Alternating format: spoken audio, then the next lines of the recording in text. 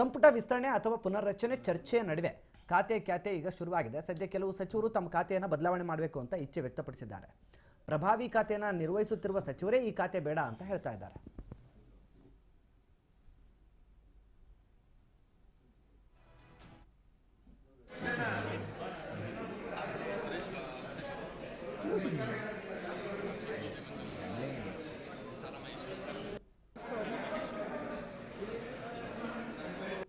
ಇಲ್ಲ ಹೋಯ್ತು, 100% ಹೋಯ್ತು. ಆಪ್ತ ಸಹಾಯಕರು ಮತ್ತೆ ಸ್ನೇಹಿತರು, ಮಾಧ್ಯಮದ ಸ್ನೇಹಿತರಿಗೆ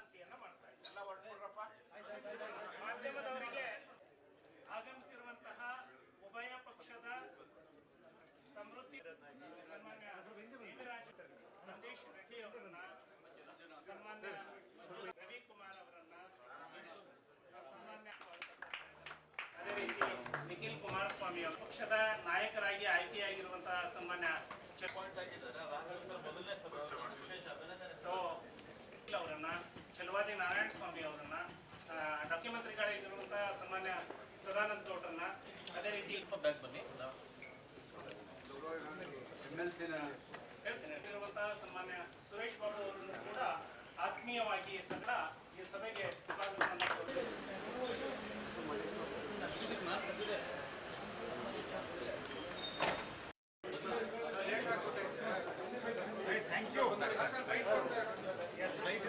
ಅಂಗರಕ್ಷಕರು, ಆಪ್ತ ಸಹಾಯಕರು ಮತ್ತೆ ಸ್ನೇಹಿತರು, ಮಾಧ್ಯಮದ ಸ್ನೇಹಿತರಿಗೆ ಮಾಡ್ತಾ ಇದ್ದಾರೆ.